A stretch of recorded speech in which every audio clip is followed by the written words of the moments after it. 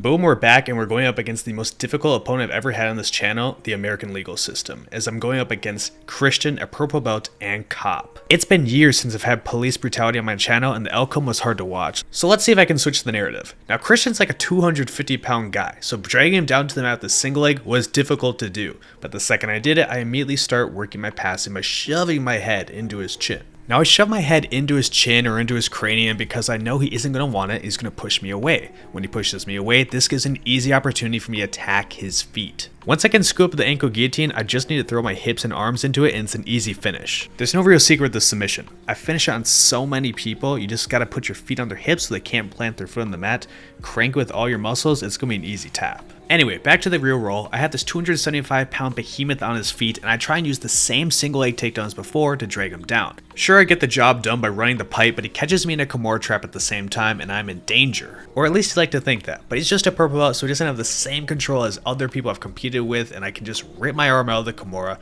then come on top and I start putting on the heavy pressure. Now pressure is great, but the newest thing I'm working on for the next 6 months is just outside passing. So I step out, make some space, go around his guard and start locking him up in the north-south position because I would love to do a Darce, but his arms are thick, they're muscular, and I can't get around his arms, but I can with the guillotine. Hop over the mount, give him the Spangler Teen special, and once I can reconnect my hands on the other side of his arm, I get another quick finish. I actually have this exact guillotine in my guillotine instructional. So if you want to master the guillotine, just go to my website, use promo code Tobago, you'll save some money, and you'll even perfect this technique. Going into what we could call the third round, Christian gave me a deep underhook over the waist.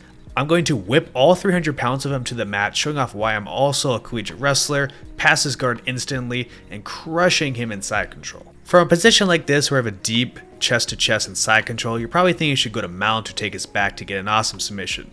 No, that's not the plan. Instead, he gives me his leg and I'm just going to scoop this bad boy up once again, showing off the ankle guillotine. This time there was a secret technique. I put my foot on his hip and I thrust my hips hard to get the finish. If you can thrust your hips like I can, you're going to finish so many ankle locks and you're also going to succeed in personal relationships. Now poor Christian's looking at the clock and it's only been 2 minutes. So if someone tells you 2 minutes isn't a long time, just look at poor Christian's face. Nonetheless, I'm going to keep the same relentless pace I've been pushing on him. I start off with some hand fighting, get to a great underhook, and with the underhook I can pull his shoulder and neck down, putting him to the world's softest, lightest, and also tightest guillotine. This particular grip was a chin strap where I don't need to go too deep on the neck, I just need the right pressure with my elbow and it's a quick finish.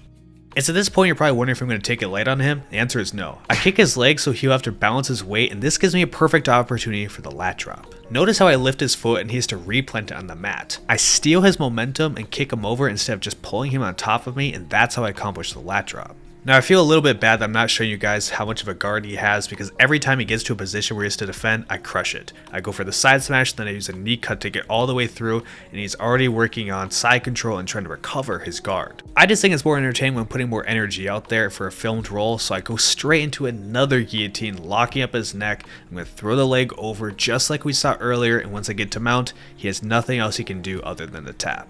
Now it feels great that I've submitted this guy plenty of times. I'm still pushing around, disrespecting all 400 pounds of him, but I feel like I paid him off because when we get in this over-under, I just kind of tap the leg and he falls over. I don't want you guys to think I actually PayPal'd him right before this match, but the way I took him down and sliced through his guard, it's feeling like a fix. To add insult to injury, I just rotate around his guard, get him with the reverse guillotine / north-south choke, and it's another quick submission. Thankfully up to this point I've been able to avoid all police brutality and it looks like I'm actually the one serving a warrant. Ignore this horrible trip attempt where I completely missed his foot, but do pay attention how I was able to get that same deep underhook over him around his waist and then he kind of just fell over. We're not beating the allegations with this one that I paid him off because I get him with the same ankle lock setup as before, but this time I've been locking the hands up, giving him a chance to fight until I turned to the other side and I changed my mind immediately. I find it ironic that people pay to come to this retreat just to have me be a menace to them. Whether it's because I'm tickling them and forcing them to submission, I don't really understand. But I do think it's awesome they all cover the same experience, and I'm going to give that one to Christian by keeping the hard intensity going. I again pick at his knee, hit him with the same exact setup as before with the knee cut, and he better pray I don't decide to go to north-south and tickle him because there's no way out for this big guy. He shows off an interesting defense where he's like a baby in the fetal position, and I'm just kind of cradling him, hoping I can lock up one of his arms or isolate a limb.